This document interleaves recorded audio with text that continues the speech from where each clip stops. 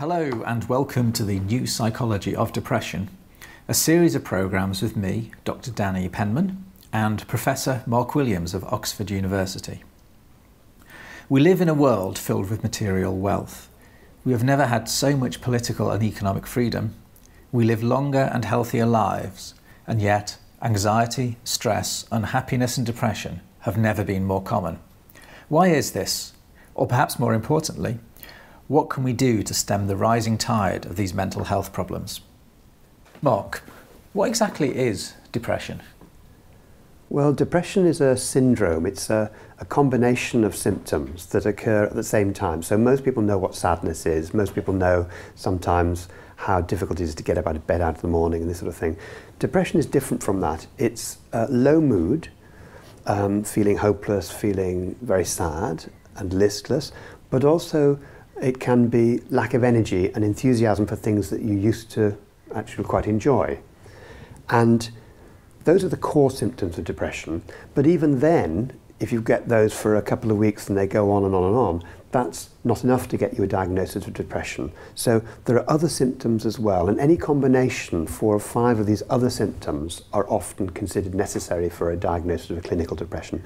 And they are things like changes in appetite, perhaps even weight loss, or sometimes people eat too much and weight gain, changes in sleep, so that some people don't get to sleep at night, or they can't sleep in the middle of the night, or they wake up very early in the morning. Occasionally, especially with something called seasonal affective disorder, it's sleeping too much and not, feeling that you want endless sleep. But generally with depression, it's not sleeping, it's insomnia.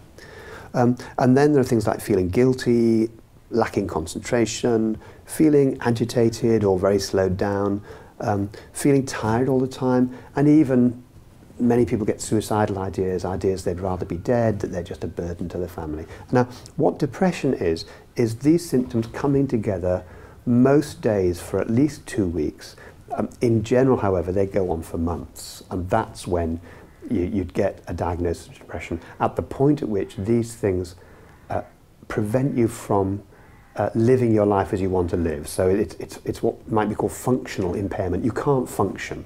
And you can't explain it in terms of illness, physical illness. You can't explain it in terms of a recent bereavement. This comes and stays, and you don't seem to be able to get rid of it. So how does it interrelate with other problems that we all suffer from time to time, such as anxiety, stress, and things like mental exhaustion?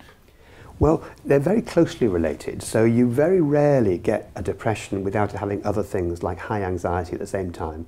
Depression is often characterized by dwelling on the past a lot, but you hardly ever get that without people also worrying about the future and being anxious about the future. Psychiatrists and psychologists usually put anxiety and depression in separate camps, but the new genetic evidence is suggesting they're much more dimensional, they're much more mixed, and also the treatments that work for depression tend to work for anxiety as well. So there's quite a lot of evidence that actually to make a too big a separation between anxiety, stress, depression, exhaustion isn't quite what is going on in the world. Things like anger, irritability, road rage, typical explosions that you see, we all see every day. Are they related to depression at all? They can be. I mean, they're more likely to be related to stress, because you often get, in high chronic stress, you get people showing a lot of anger, but also, and it depends on the age group. So, for example, in adolescent depression, there can be quite a lot of anger and irritability and hostility, which is how often within that age group a lot of sadness is expressed. But you couldn't get a diagnosis just from being angry all the time. You'd need some of these other things like weight loss or an appetite change, sleep change and that sort of thing. Depression is increasing worldwide. Or is it increasing predominantly in the developed world, or is it also increasing in the third world? Well, what we now know is that depression is rapidly becoming one of the biggest reasons for people to have basically lose years of their effective life through disability. The World Health Organization publishes data decade by decade over that, and about 2 decades ago they recognized that depression was becoming a big problem. Well, it's now arrived, so they have a statistic of the years life lost to disability, and in high and middle income countries depression is the top of the list for that. So it's higher than the disability caused by heart disease, for example, cerebrovascular disease, road traffic accidents, and even in low-income countries and very low-income countries, it's still in the top 10 of years lost to disability.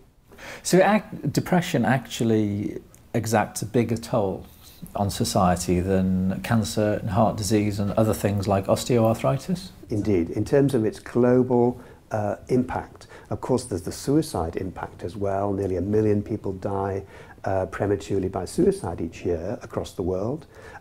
But also there's the more hidden cost as well as the big cost of things like suicide. People feeling like they can't function, feeling like staying in bed rather than getting up, which is not just laziness, this is depression, as it were, that's doing this to them. It affects the ability to be a breadwinner for your family, the ability to look after your family, and that's why it's such a burden right across the globe. Can you give us some figures as to the prevalence of depression, both in the developed world and the developing world? So in high-income countries, for example, depressive disorders, which is what we've been talking about, account for about 14% of the year's life lost to disability. And putting that in proportion, if you look at Alzheimer's and other dementias, that's about 5% of the years lost to disability. If you look at osteoarthritis, it's 4%. If you look at chronic obstructive pulmonary disease, that's about 3%. So 14% is huge compared with that. Then if you look at low and middle income countries, then depression is about 10% of that. And the next in line for the years life lost to disability are eye problems, what's called refractive errors, and that's about half that, about 4.7%. So again, in terms of the years life lost to disability, it's huge. What epidemiologists seem to find wherever they look is about 1 in 20 of the population are depressed at any one time, and about 20% of the population at some point will get very depressed, and that's a major problem. Every time I hear these figures, I'm just completely stunned. What's the fundamental driving force behind the increase in depression? I think there's always been a proportion of the population that has felt depressed. As far as we can go back in history, you can look in the Psalms, in the Hebrew, the Old Testament, as it were, the Hebrew, and you see people expressing, sadness and depression and anger and irritability and this sort of thing.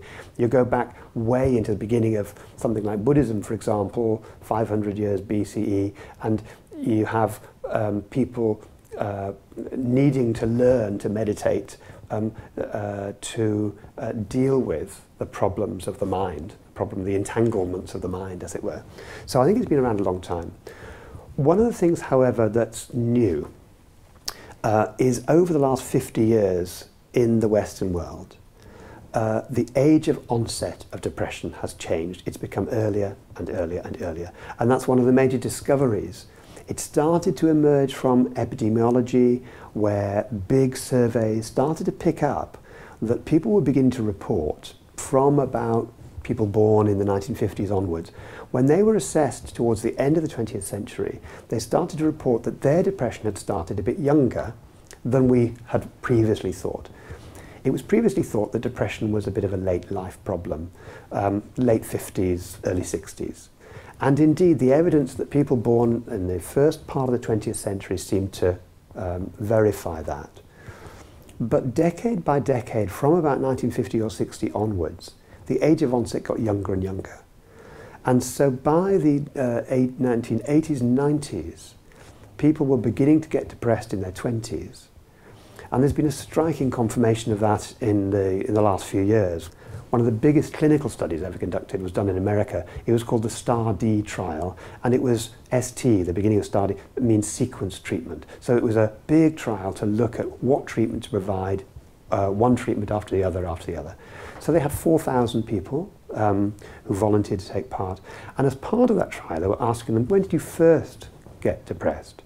And they found that the mean age of onset in this sample was about 26, but actually the most common age in which people started to get depressed was between 13 and 15 years old. And that is an astonishing new development.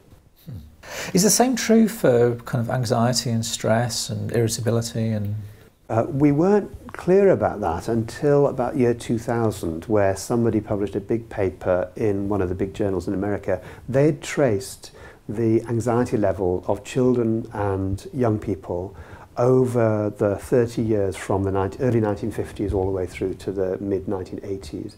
And they found exactly the same thing, that it looked as if the anxiety pattern in children and young people had become, that in a sense the whole bell-shaped curve had shifted towards greater anxiety by about one standard deviation, which means that whole swathes of children and young people who hadn't been anxious in the 1950s, as it were, if they were born in the 1980s, then they were likely to show anxiety, which had been virtually clinical levels 30 or 40 years ago. I think earlier you said that what we regard as normal levels of anxiety and stress would have been regarded as a clinical level anxiety and stress 50 years ago. Is that true? Did I misunderstand that? Because that's quite an astonishing figure. That's true in anxiety. Yeah. And now that we know the same is true of depression, that is that 50 years ago people would live out most of their life without getting these crushing depressions. But now that 35, 36% get depressed before the age of 18, then there's a whole life ahead of them, which is the biggest challenge, a whole life ahead of them, where they might actually get another depression. Because one of the things we now know is if you've been depressed once, you tend to get depressed again, at least in half the cases. And once you've been depressed twice, then the chances go up even further. So does this suggest that depression is really a problem of how we deal with the world, the way we think, rather than a chemical imbalance?